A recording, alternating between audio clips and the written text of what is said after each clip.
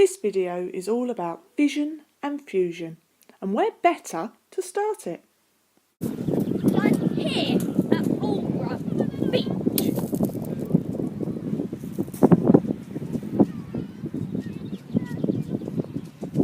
In this video we are going to learn about fission and fusion. Now into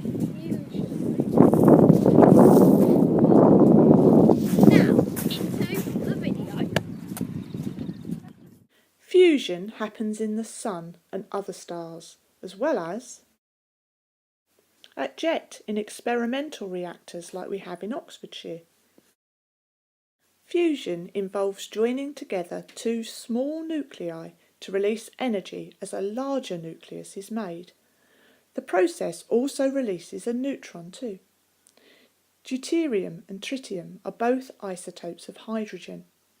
Once fused, they form helium and release a neutron with lots of energy. Let's compare that with what's happening at Sizewell B Power Station here in Suffolk. Fission is happening there. Fission involves splitting a very large nucleus into two new products, releasing 2 or 3 neutrons and lots of energy as this split happens. The isotope uranium-235 is already unstable and it would naturally decay if it was left alone, but if an extra neutron is absorbed, it makes the nucleus even more unstable and so it splits. The two daughter products formed from the split account for where the protons and most of the neutrons end up, but some neutrons are emitted too, along with lots of energy. These released neutrons could potentially cause an uncontrolled chain reaction by going on to trigger further fissions in the sample of uranium-235. More about that in a bit. So let's recap by comparing first.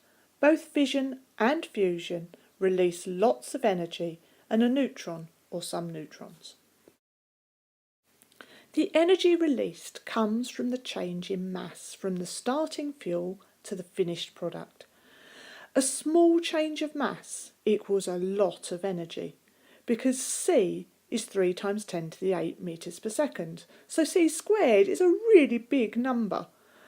This nuclear energy stored in the nucleus is released when the nucleus changes, either when the protons and neutrons are forced together or when they're split apart. This energy from fusion could be used to generate electricity in the future, in the same basic way that fission does now. Once the energy has been released, it can be used to heat water to steam. The steam can then drive a turbine, which can turn a generator and generate an alternating current. In contrast, fission involves splitting a large nucleus, where fusion involves joining together two small nuclei. Fusion does not leave us with radioactive waste products, just helium. Fission produces daughter products, which are radioactive with long half-lives. I think it's time we took a bit more of a detailed look at fission now. Remember, I mentioned that chain reaction. In a nuclear reactor, we don't want an uncontrolled chain reaction. So, in the reactor, control rods can be moved deeper in between the fuel rods, absorbing the neutrons that are emitted from the fissions. These are often made from boron or cadmium because they're good at absorbing neutrons. On average, only 1 neutron per fission will be allowed to go on and cause the next fission. This is a controlled chain reaction. Control rods keep the reaction under control. But another important rod shown here are the moderator rods. If we're only allowing 1 neutron to go on to the next uranium-235 nucleus, we want to be sure that it will get absorbed and cause the next fission, or very soon there'll be no energy getting released, no steam being made to turn the turbine to turn the generator. So, to increase the chance that the neutron that is allowed to go on will be absorbed It needs to be slowed down. This is the job of a moderator, like graphite.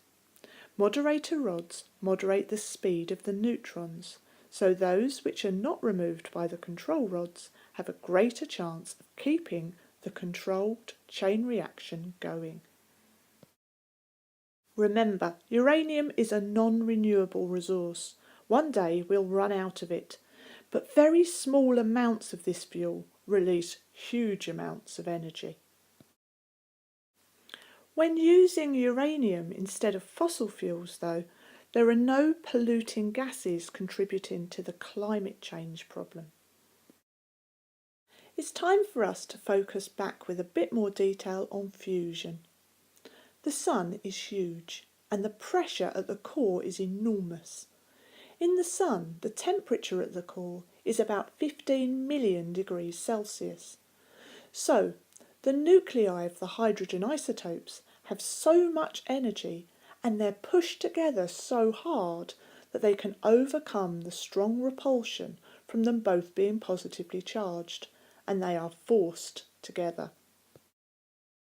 In a fusion reactor, we cannot recreate the pressure at the core of the Sun, and so fusion on Earth requires temperatures about 6 times hotter than the core of the Sun. At this temperature, the hydrogen's in a plasma state. At this temperature, the hydrogen nuclei have enough energy to overcome the repulsion and fuse together. Currently, fusion cannot be used to generate electricity, not yet. It's actually using more energy to heat the plasma than's given out from the fusion reactions. So the aim is to control the plasma, keeping it away from the reactor walls using magnetic fields, and use the thermal neutrons released to heat a lithium blanket. So there are many advantages to investing into research and development and make fusion a real solution to our energy needs. Deuterium can be extracted from water and tritium can be made from lithium, which we have plenty of, so fuels are abundant. Small amounts of fuel release huge amounts of energy, even more than with fission. Fusion does not produce those greenhouse gases or polluting gases, so it's a clean energy resource. Fusion also does not produce radioactive daughter products. I'm not saying there's no radioactive waste from fusion. The reactor itself becomes radioactive as it absorbs those thermal neutrons that are emitted, but there is less radioactive waste than there is with a fission reaction. And one final advantage of fusion is that no weapon materials are produced. So, in comparison, both fission and fusion release lots of energy from changes in the nucleus from small amounts of fuel, which could be then used to generate electricity without releasing harmful carbon dioxide and sulfur dioxide into the environment. So in contrast, fission is cost effective to use now. In fact, it's creating jobs here in Suffolk because it doesn't require special conditions of temperature and pressure to split that large nucleus apart. But fusion is not yet at break-even point because to overcome the electrostatic repulsion between those tiny hydrogen nuclei, forcing them to join together, requires extremely high temperatures. Fusion is considered safer because it doesn't leave us with radioactive daughter products with long half-lives to store and cannot be used to make nuclear weapons. The reactors themselves would be very different.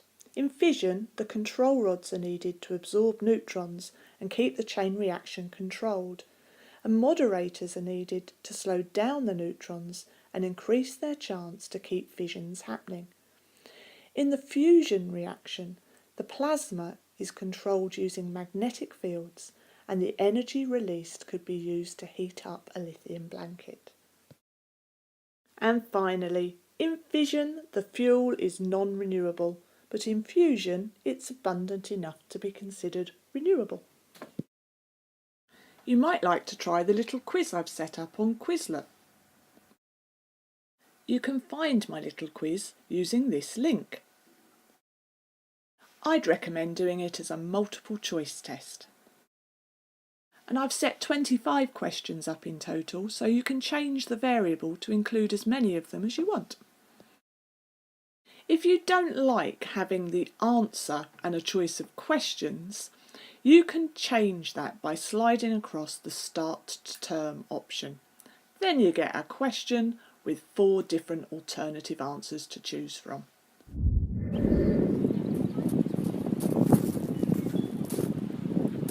We hope you enjoyed the video, because you know that Regular review gets a better grade for you. Don't forget to Like, so that I can keep making the videos, comment, especially to request other revision topics, subscribe. so you can get notifications of when my next video gets uploaded.